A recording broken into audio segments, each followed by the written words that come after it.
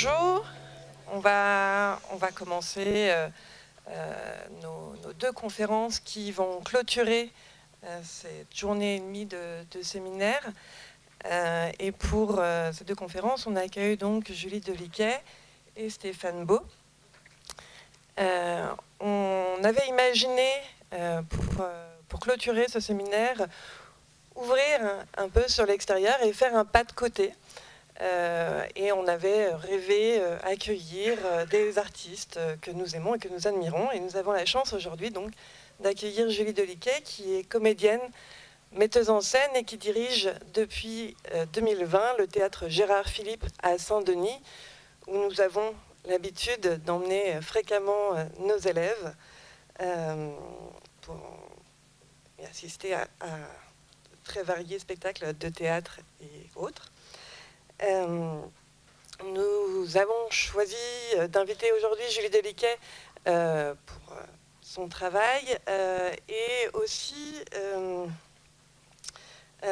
pour faire écho et pour revenir un peu sur les discussions que nous avons eues pendant cette journée et demie sur l'ouverture. On a rêvé beaucoup à un lycée idéal qui serait ouvert sur l'extérieur, qui accueillerait d'autres professionnels ou d'autres artistes et qui permettrait aux élèves d'aller voir le monde. Et donc il nous semblait très intéressant d'accueillir Julie aujourd'hui. Et nous sommes aussi pas mal intéressés à ce que font nos élèves après le lycée. On s'est beaucoup posé la question de savoir est-ce que on est un bon lycée et donc que font nos élèves après le lycée, et c'était intéressant pour nous aujourd'hui d'entendre Julie revenir sur son parcours et notamment sur son parcours de lycéenne, et donc c'est une des raisons pour lesquelles nous l'avons fait venir aujourd'hui, et nous la remercions très chaleureusement de sa présence. Elle ne pourra rester avec nous qu'une petite demi-heure parce qu'elle joue cet après-midi, et on est sûr que les élèves apprécieront et d'autres apprécieront de pouvoir la voir cet après-midi pour le spectacle. Bonjour à tous. Merci déjà de cette invitation. C'est un endroit très important pour moi en tant qu'artiste, en tant que citoyenne et en tant que directrice du théâtre Gérard Philipe. Le lien école et culture et structure culturelle publique, nos missions de service public communes, qui ont été très structurantes pour moi dans mon parcours. Toute ma famille est prof, et mon fils aîné s'apprête à le devenir lui-même. Donc il y a quelque chose quand même, un petit peu génétique, mais pas que, qui fait qu'en tout cas, je trouve que nos structures, qui sont des structures d'expérience liées à un présent, qui fait que la mission d'éducation et la mission de l'accès à la culture pour toutes et tous, il n'y a pas de bonne méthode, si ce n'est celle de l'invention et du présent et de la mise au présent pour être au plus près de nos missions. Donc ça, je sais que c'est l'objet aussi de votre conférence, et je pense que c'est l'objet aussi, nous, étant un théâtre public, un centre dramatique national à Saint-Denis, notre interrogation permanente de comment véhiculer de la culture et de l'accès à la jeunesse, tout en ne voulant pas formater la question d'une œuvre. Est-ce qu'une œuvre doit s'adresser directement à quelqu'un, ou est-ce que c'est la rencontre qu'on va provoquer, et comment on accompagne cette rencontre pour qu'elle puisse advenir. Et un peu, moi, c'est ce qui m'est arrivé, puisque moi, petite fille, j'ai toujours fait du théâtre dans les MJC. Moi, j'ai grandi dans le sud de la France, mais c'est mon lycée qui proposait, mon lycée de secteur, une filière artistique. Évidemment, si elle avait été théâtrale, j'aurais pris un bac théâtre, mais il n'y avait pas de bac théâtre. Moi, mon lycée de secteur proposait une section cinéma, qui n'était pas du tout, un endroit de prédilection, mais puisque c'était artistique, j'ai fait cette section-là. Et je pense que ça a changé mon regard sur le monde, et ça a formaté, ou ça a formé plutôt, pas formaté, l'artiste que je suis devenue. À l'époque, ils avaient bloqué 100 lycées en France pour garder une forme d'expérimentation sur ce bac cinéma, et de pouvoir surtout le développer le plus en lien avec les festivals et avec les réalisateurs, les scénaristes qui rencontraient les élèves. Donc moi j'ai eu une formation vraiment extraordinaire dans un lycée, dans une zone prioritaire. J'ai vraiment eu accès à une fenêtre sur le monde qui ne m'avait pas été donnée, puisque je faisais du théâtre comme des gens font du théâtre, du judo, etc. Mais je n'allais pas forcément au théâtre, puisque je n'y allais pas avec mes parents et je n'avais pas une offre de proximité. En revanche, j'ai été beaucoup au cinéma, et un cinéma méditerranéen, un cinéma du coup qui venait de territoires que je ne connaissais pas. J'ai rencontré des artistes que je ne connaissais pas. Ce cinéma n'était pas forcément un cinéma adressé à la jeunesse, mais c'est vraiment été une fenêtre sur le monde, moi qui a changé mon regard sur le monde. Je ne peux pas dire que c'était vraiment parce que tout me plaisait. En fait, je pense que la question aussi de dire est-ce que ça plaît ou pas, évidemment c'est super quand ça arrive, mais moi je me souviens de choses qui m'ont marqué et qui me marqueront à vie, et qui sont des choses qui ne m'ont pas plu sur le moment, mais qui m'ont été données à voir.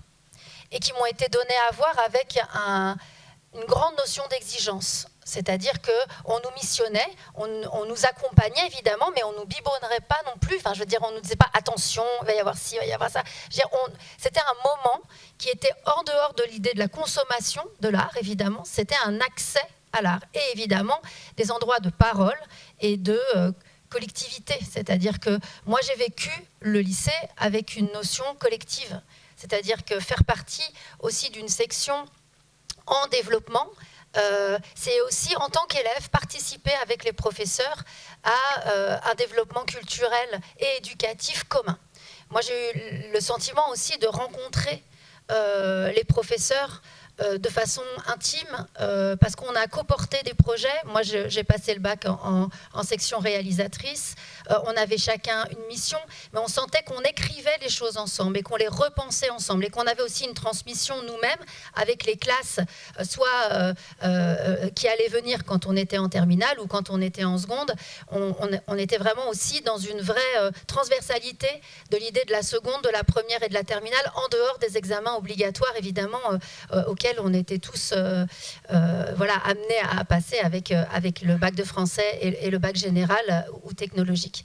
Et c'est vrai que c'était aussi participer à des festivals, c'est-à-dire sortir du lycée et vivre des temps communs. On se souvient tous de notre classe de neige qu'on a fait en CE2, qui nous marque à vie. Moi, je trouve que les voyages, c'est quand même un endroit... oui, il y a les vacances, mais les vacances, déjà, des fois, déjà, tout le monde n'a pas la chance de partir en vacances. Des fois, on retourne au même endroit. Je trouve que la question du voyage, c'est vraiment déporter notre regard ailleurs et vivre la notion collective dans tout ce qu'elle amène sur une ouverture démocratique, et apprendre avec la contrainte de l'autre. Moi, je suis surprise quand j'interviens en milieu scolaire de voir à quel point les élèves arrivent à improviser à beaucoup. Ce qui, quand je fais des stages professionnels, c'est très rare que des acteurs professionnels, si talentueux soient-ils, ont encore l'habitude de travailler en nombre. Et en fait, c'est la force aussi, je trouve, de l'école. C'est quand même cette capacité à vivre ensemble et à travailler ensemble à 30, à faire silence ensemble, à réagir ensemble, qui est quand même un miroir de la société assez unique quand même dans une ère néolibérale où finalement c'est l'individu qui finalement est mis au centre, et non plus la tentative collective. Donc je trouve que quand on a l'occasion, comme moi j'ai eu, et je me suis estimée extrêmement chanceuse, de pouvoir aussi avoir rencontré l'art collectivement, c'est-à-dire avec des désaccords, avec des moments d'émulation commune, des moments un petit peu où, quand on enchaîne des films au Festival de Perpignan, à Cannes, au Festival méditerranéen à Montpellier, et qu'on en voit 5 dans la journée, il y en a souvent un où on dort. Ça arrive. C'est une expérience, l'expérience de la vie aussi, qui fait qu'on se souvient si ça s'est passé à l'automne ou si c'était au printemps, comment en fait ça rentre dans l'ADN. Et finalement, cette chose-là, elle n'est pas si commune. Évidemment, il fut un temps où la télévision a joué un rôle sur l'idée que les films ou le théâtre, à un moment donné, puissent rentrer aussi dans les foyers, mais on sait évidemment que ça reste devant un écran. Et puis maintenant, la question numérique et de l'écran est tellement partout que la question du vivant, ou la question de voir en grand, J'étais dans un festival théâtre et cinéma et j'ai revu des films en grand écran, et notamment un que j'ai réalisé. Oui, c'est pas la même chose. La rencontre avec l'œuvre et avec la salle n'est pas la même chose. Et c'est vrai que quand la notion d'éducation, en tout cas pour moi, a rencontré l'art, je pense que du coup, vu qu'elle l'a rencontré à un moment d'adolescence, où on passe de l'enfance à l'âge adulte, elle est rentrée dans mon ADN. Sans que je sois... évidemment, je faisais du théâtre et je pense que j'aurais continué. Mais moi, je pense que, du coup, je suis devenue metteuse en scène parce que je pense que ça a changé mon œil. Et ça ne l'a pas fait de manière volontaire. J'ai été accompagnée, il y a eu une rencontre. Et il y en a qui en ont fait leur profession cinématographique et d'autres non. Mais je suis sûre que cette expérience-là est rentrée en eux d'une façon ou d'une autre. Et encore une fois, je pense que nos sections artistiques ou nos zones d'expérimentation ne sont absolument pas faites pour générer une vocation. Si ça le fait, oui, mais ce n'est pas la mission première. Moi, ça m'est arrivé, je peux en témoigner aujourd'hui, mais je pense que c'est très bien aussi que ce soit juste une porte d'entrée dans une vie, qu'elle soit artistique, qu'elle devienne une vie dans le médical, dans l'entreprise et toutes les autres professions. Donc, de ce que vous dites, je retiens l'importance d'emmener nos élèves vers le lycée, et je me demandais, pardon, vers le théâtre, et je me et quand même aussi, c'est important, notamment au micro-lycée, et je me demandais si c'était quelque chose aussi que vous aviez en tête dans votre travail, à la fois de création artistique, mais aussi dans votre travail de direction d'un théâtre, et d'un théâtre en Seine-Saint-Denis. Est-ce que c'est quelque chose auquel vous pensez que de faire venir les élèves au théâtre? Donc nous, on essaye de les accompagner vers l'extérieur. Est-ce que vous, il y avait quelque chose dans votre travail pour diriger les élèves vers le théâtre? Oui et non. C'est-à-dire que, évidemment, oui. Et que en étant en plus sur le territoire métropolitain le plus jeune de France, la question de la jeunesse dans nos salles, c'est-à-dire que nos salles si nos salles ne sont pas représentatives, et tout comme nos plateaux ne sont pas représentatifs de la société dont on parle, pour moi il y a une mission de théâtre public et d'accessibilité qui n'est pas menée. En revanche, cette question-là, elle ne se répond pas de façon frontale, c'est-à-dire qu'on ne se dit pas CQSD, qu'est-ce qu'il faudrait pour... On tente des zones tout aussi complexes que celles que j'ai rencontrées avec un film iranien que j'ai pu découvrir ou un film égyptien où a priori le lien avec l'écolière que j'étais n'était pas direct, mais de se dire qu'est-ce qui fait qu'en fait la question du monde, qui est le monde dans lequel la jeunesse vit, va pouvoir être incarné ou réincarné sur nos plateaux via des médias différents. Ça peut être des spectacles qui parlent d'hier, ça peut être des spectacles qui parlent d'aujourd'hui, voire de demain, mais c'est une multiplicité en tout cas de propositions de diversité esthétique pour qu'aussi les jeunes gens ne se disent pas « Ah, le théâtre, c'est ça », ou qu'ils puissent se dire « Ah oui, d'accord, mais moi je pensais, souvent moi j'entends qu'ils disent « Moi je pensais que c'était pas ça le théâtre ». Donc essayer en fait de mettre la question du vivant au cœur et que les sujets puissent être d'abord incarnés en vrai, quand même, assister à... Moi, j'aime beaucoup quand il y a beaucoup de monde au plateau, parce que je trouve aussi que c'est une manière de véhiculer face à une autre, et la jeunesse et la société en cours et la société active de demain. Les citoyens et les citoyennes. Donc que cette question, en fait, réduire au maximum la frontière entre les spectateurs et le plateau. Je dirais que c'est plutôt ça. Je me dis, qu'est-ce qui fait que là, on monte quand même un mur? Alors des fois, il suffit de se dire, ce mur-là, on va devoir le travailler au corps pour qu'il soit pas un obstacle. Et puis des fois, je me dis, mais non, là, c'est trop loin. Il y a quelque chose qui va créer une forme de distance, et le pire ce serait ça. Mais je veux pas non plus me dire qu'est-ce qui leur plaît et qu'est-ce qu'on doit faire par rapport à cette question de plaire. C'est plutôt qu'est-ce qui va créer du dialogue. Mais du dialogue, ça peut être même du débat. Qu'est-ce qui fait aussi qu'on ne va pas penser un public comme étant une masse et pas penser que la jeunesse est une masse. En fait, de se dire comment on a une mission démocratique, c'est-à-dire que cette mission-là, elle est aussi d'inclure dans la notion collective la notion de la différence. Et de se dire que oui, même si on est camarade de classe et qu'on est peut-être même meilleur ami, à ce moment-là, je me suis plus attachée à ce personnage et l'autre dit « Ah, moi, il m'a trop énervé ». C'est-à-dire comment, à un moment donné, ça peut aussi passer par l'individu et de se dire que le territoire sensoriel artistique, on n'a pas de réponse à ça. L'idée, c'est quand même que ça pénètre. Et que cette chose-là, elle ne soit pas forcément traitée comme un ensemble. Donc, c'est des tentatives en se disant que ce dont on parle quand même doit pouvoir, d'une façon ou d'une autre, avoir un lien avec aujourd'hui. Et encore une fois, le territoire historique peut en être un. Ou avec des fois les parcours, les programmes scolaires. Je suis assez attentive à ça. Tiens, c'est drôle, qu'est-ce qu'il y a, au bac, il y a la bataille de Stalingrad. Tiens, mais est-ce que si on fait un spectacle sur la question des femmes à la bataille de Stalingrad, les manuels scolaires n'en parlent pas. Mais c'est une manière de dire, tiens, comment on peut revisiter un territoire que vous enseignez aussi face à vos élèves, mais par un autre biais, qui fait qu'en fait, on va ouvrir un territoire humain. Là, quand je vois mon fils a été, voilà, ils sont tous allés voir la zone d'intérêt parce que évidemment, qui travaille cet épisode de au bac et derrière, ça provoque du débat et de toute façon, ce film-là, il est mis en débat et il est aussi, voilà, il y a vraiment du pour et du contre, mais ça permet aussi d'aborder les choses d'un point de vue personnel et d'un point de vue aussi esthétique. Et sensoriel, et je dirais que c'est ça auquel je pense. Et de se dire que la jeunesse puisse être mélangée aussi aux autres. C'est-à-dire pas du tout stigmatisée comme un âge. C'est un moment aussi de structuration d'une pensée de demain qui des fois est bien plus dans l'invention. Des fois que nous-mêmes, en tant que citoyens actifs, sommes finalement aussi dans un système auquel on participe. Eux ont encore aussi cette vision de pouvoir changer le monde. Donc j'aime bien cette cohabitation.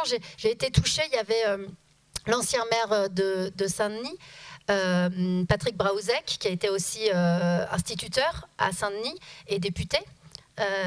Et qui était assis à côté de jeunes. Et c'était après un de mes spectacles, il sortait au TGP, et puis je vois qu'à la fin, ils se disent au revoir. Et je dis, ah, mais vous vous connaissez, vous êtes voisins, tout ça. Il fait, non, on a vécu la pièce assis l'un à côté de l'autre.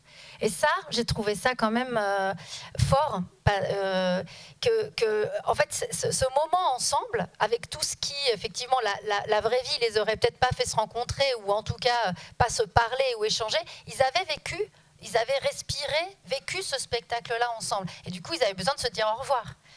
C'est ça qu'on essaye de générer. C'est-à-dire que c'est aussi ce qu'on voit au plateau, mais c'est aussi ce qui se passe dans la salle.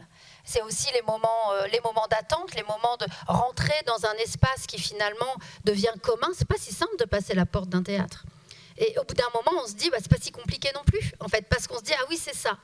Et du coup, comment y revenir ? Comment y revenir avec d'autres ? Comment y revenir avec des adultes ? C'est souvent via l'enfant qu'un adulte en Seine-Saint-Denis passe la porte d'un théâtre. Donc en fait, c'est une mission qui est vraiment un maillage qu'on n'essaye pas de penser comme étant une logique préétablie, qu'on essaye de penser comment tout est lié.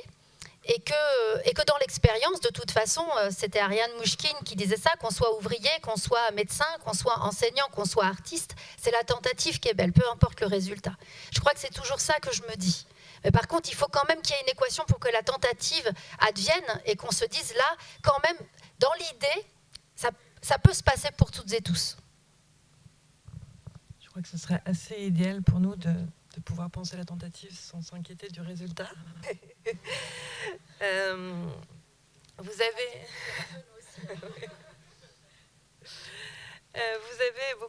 évoqué beaucoup le lien, à la fois les liens qui se créent dans le public, mais aussi les liens que vous montrez au plateau, avec justement le fait qu'il y a beaucoup de grosses équipes dans vos spectacles. Et on sait que vous travaillez beaucoup sur le collectif. C'est quelque chose qui a beaucoup nourri nos échanges hier et aujourd'hui. C'est la question du collectif et comment faire collectif, comment faire vivre un collectif d'élèves, un collectif de profs, comment créer de la fraternité entre les élèves, mais aussi comment créer un collectif de profs qui en serait, ou d'équipes de façon plus générale, qui en serait peut-être un exemple. je serais intéressée de savoir comment vous construisez ces collectifs au plateau, comment vous l'envisagez, comment vous travaillez sur le collectif au théâtre. Ben moi déjà je peux vous dire en 2 mots pourquoi j'ai créé un collectif à la base, puisque après j'ai continué un petit peu à étudier le cinéma à la fac tout en faisant des conservatoires de théâtre, même si je ne suis jamais passée par les écoles nationales. Et puis donc j'ai fait pas mal d'écoles de théâtre, dont une école qui s'appelle l'école internationale Jacques Lecoq, où on était une trentaine de nationalités différentes, et du coup la question de parler la même langue ne pouvait pas être au centre de l'enseignement. Donc on a eu aussi accès à comment faire du théâtre quand on vient de codes sociaux si différents.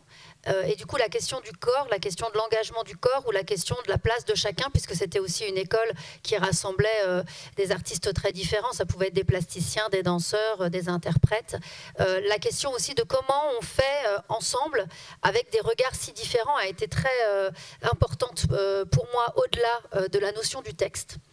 Et après, quand j'ai commencé à devenir intermittente et voilà, aussi en étant comédienne au départ, j'ai vraiment trouvé ça terrible de sortir depuis ma plus tendre enfance dans la question incarnée du collectif et d'arriver, de commencer ce métier avec un sentiment très solitaire.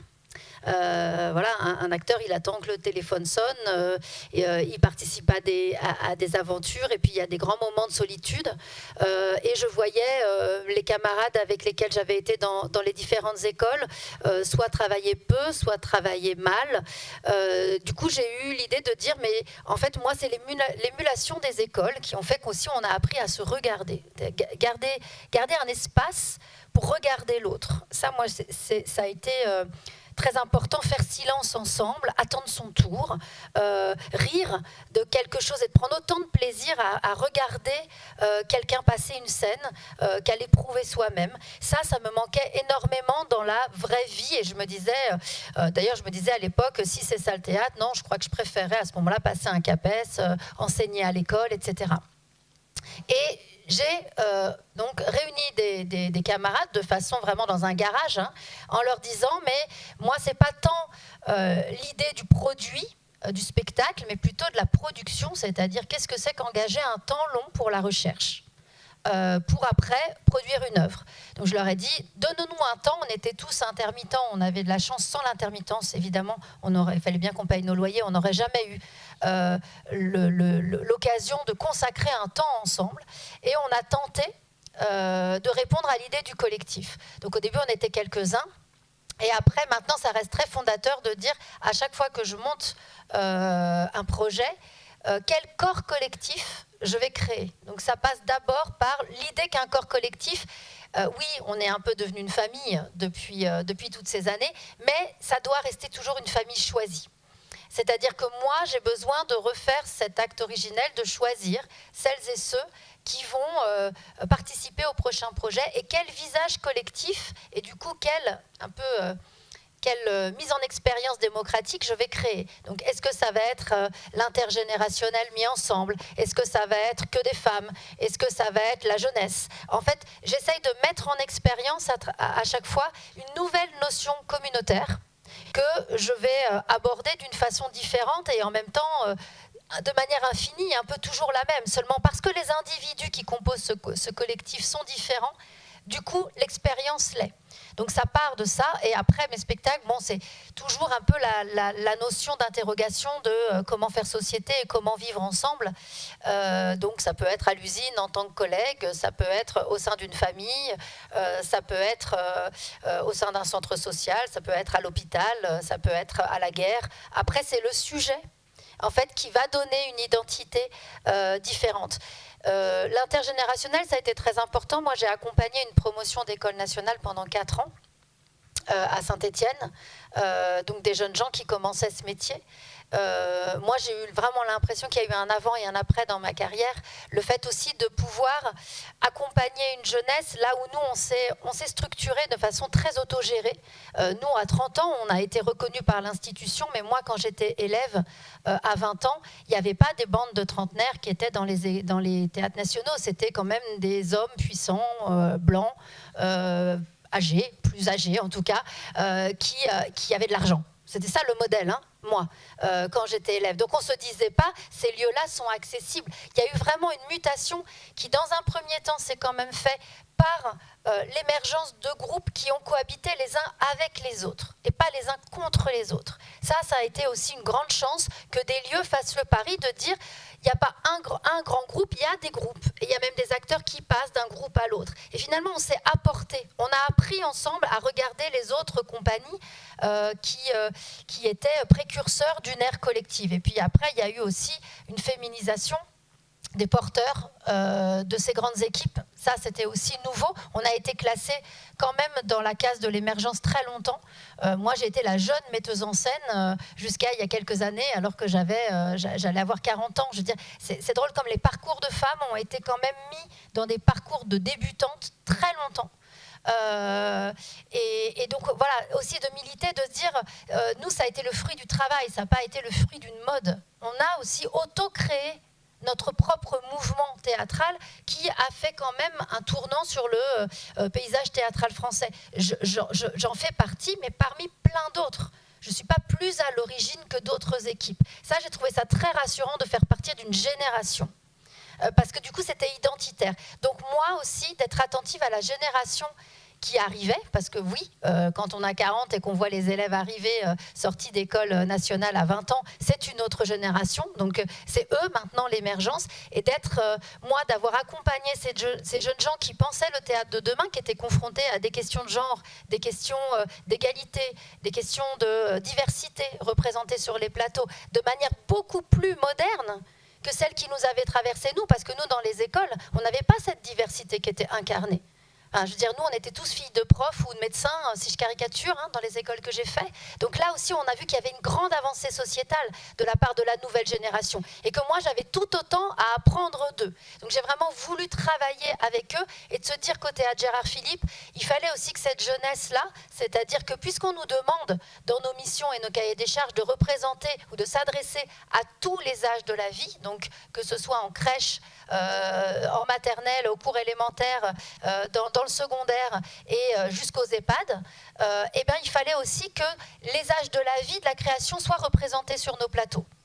Et du coup, il y a chaque année un premier spectacle coproduit et qui n'est pas en compétition, ce n'est pas un festival de jeunes metteurs en scène, que nous accompagnons aussi de se dire qu'un centre dramatique national, il n'est pas là pour arriver au moment de la reconnaissance par ses pairs, mais de se dire qu'on doit être là aussi au moment où tout commence. Parce que moi, je sais que c'est ces lieux aussi qui ont cru on va dire à la coopération, à la fraternité entre les générations, et qu'il n'y a pas de normes. Je veux dire, un premier spectacle peut être une très très grande œuvre avec même pas beaucoup d'argent que quelqu'un qui a 40 ans de métier. Donc ça aussi, il fallait.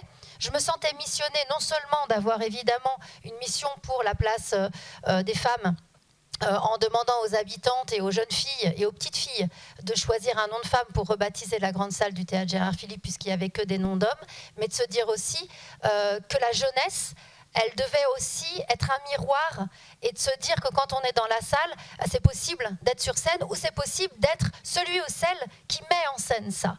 Donc d'essayer aussi de le développer, parce que moi, j'ai pas eu un rapport intellectuel aux choses. Je me suis dit que c'était possible. Mais pour ça, c'est parce qu'à un moment donné, il y a une mutation sociétale et quand même des gens qui ont fait qu'à un moment donné, on se dit, même si j'ai rien, c'est possible au moins de le tenter et d'y aller. Et de donner cet élan-là qui font que quand même nos sociétés sont en résistance, même par rapport à tout ce qu'on traverse aujourd'hui. Et ça, évidemment, que la jeunesse, il faut accompagner, si elle le souhaite, pour qu'elle puisse, de façon utopique, tenter cette aventure-là. Je ne sais plus d'où je suis partie pour arriver là, mais voilà. Oui, moi, je voulais rebondir un petit peu sur la vision que vous pouvez avoir de la jeunesse aujourd'hui. Vous avez un peu terminé sur ce que vous pouvez leur souhaiter, ce qui pourrait être utopique. Et quel regard est-ce que vous voyez, vous portez sur cette jeunesse que vous rencontrez, que vous invitez à monter au plateau, voilà, vous disiez à quel point elle avait quelque chose à vous apporter, mais vous rencontrez aussi beaucoup de peut-être plus jeunes, de lycéens notamment. Voilà, quel regard vous avez sur cette jeunesse-là? Moi, je suis toujours frappée quand même de voir dans nos salles la puissance de réaction et la capacité. Alors je pense aussi que c'est la grande force quand on est enfant et quand on est élève, la capacité d'apprentissage et d'être quand même face à quelque chose qu'on ne sait pas et que dans un premier temps on reçoit. Et ça, c'est pas forcément dans nos quotidiens, parce qu'en plus avec maintenant tout le système de l'algorithme, en fait on est quand même amené à n'aller que vers quelque chose qui soi-disant nous sont adressés. Mais on s'aperçoit qu'en tant qu'adulte, de toute façon, il y a quand même quelque chose qui se referme. Je suis quand même toujours, moi, cet été au Festival d'Avignon, quand on est allé au Festival d'Avignon, donc j'ai créé un spectacle dans la cour d'honneur du Palais des Papes, et de voir comment on est parti avec 25 jeunes du lycée Paul Éluard de Saint-Denis. On a fait une rencontre, de voir la capacité de pensée, de mise en pensée collective, et de réaction face à ce que nous, artistes, on était en train de produire, qui créait en plus une division. On n'était pas compris par tous, mais de voir à quel point ce qu'ils avaient retenu, ou ce qui les dérangeait, ou ce qui au contraire disait « mais moi ça c'est le parcours de ma mère, de mon père », en fait révélait notre parcours artistique. Et je pense que les profs qui étaient là étaient fiers de leur réflexion, de voir qu'intellectuellement, à quel point la pensée, et je ne parle pas de la façon dont elle est exprimée, on s'en fiche, ça. La pensée était quand même vraiment une pensée de hauteur sur des questionnements du monde. Moi, en tant qu'artiste, j'en ai besoin. J'en ai besoin parce qu'elle me fait grandir, elle m'interroge, elle me bouscule. En tant qu'artiste, on est aussi empreint de beaucoup de choses psychanalytiques qui nous font créer, qu'on ne s'explique pas toujours, mais qu'on a aussi besoin d'interroger au jour le jour. Et du coup, je trouve qu'il y a quand même une stigmatisation des fois, ou peut-être c'est ce qui se passe avec nous, avec nos ados dans les foyers, de quelque chose de refermé sur lui-même que moi je ne constate pas au jour le jour. Évidemment que le travail au jour le jour que mène le service des relations publiques, c'est-à-dire d'aller à la rencontre des élèves et de préparer les élèves, c'est sûr que c'est essentiel. C'est-à-dire aussi de se dire qu'ils sont considérés comme étant un membre choisi, pensé, et de légitimer leur place. Pas de se dire on vous met dans le fond, chut, hey, vous vous taisez, hein, vous voyez. En fait, pas du tout. Enfin, nous, on a besoin qu'ils s'expriment. Et je vois hier, nous, moi, il y a la troupe de la Comédie Française qui est avec qui j'ai fait un spectacle pour 400e anniversaire de la naissance de Molière. Et j'avais dit à la Comédie Française, je le fais si la pièce vient à Saint-Denis. Parce qu'on a tous un peu rencontré, moi j'ai rencontré Molière en 5e avec les fourberies de Scapin, ou non, je crois que c'était le Malade imaginaire. Et je veux dire, on a tous ce souvenir-là de cette rencontre et de faire sa scène dans sa chambre en disant, j'espère ne pas passer sur l'estrade, mais on verra. Et de se dire, c'était quand même notre entrée vers Molière. Donc j'avais l'impression que Molière avait aussi cette puissance quand même d'accessibilité où on l'a tous rencontré d'une façon ou d'une autre, et puis après adulte on l'oublie, mais là pour certains, mais là pour les élèves. Et hier, après la représentation, les élèves étaient debout et je pense que les acteurs de la Comédie Française avaient jamais vu ça, parce qu'ils étaient debout et ils leur faisaient des chœurs comme ça. En fait, ils s'exprimaient avec leur langage, mais ça veut dire que c'était possible. Ça veut dire qu'ils se disaient pas, faut que je me tienne comme ça, et puis machin. À l'entracte, ça mangeait des chips. Enfin, il y avait un endroit où je sentais qu'ils étaient libres d'exprimer d'exprimer ce qu'ils avaient ressenti et de le transmettre. Et ça, je pense qu'aussi en tant qu'artiste et en tant qu'interprète, et quand ils sortent, honnêtement, c'est tout ce qu'on rêve d'une salle. Hein.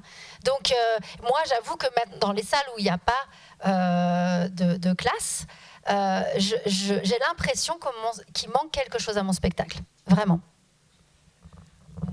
On va s'arrêter là-dessus, sur cette belle image de chips. Merci beaucoup. Merci beaucoup d'avoir été là avec nous aujourd'hui.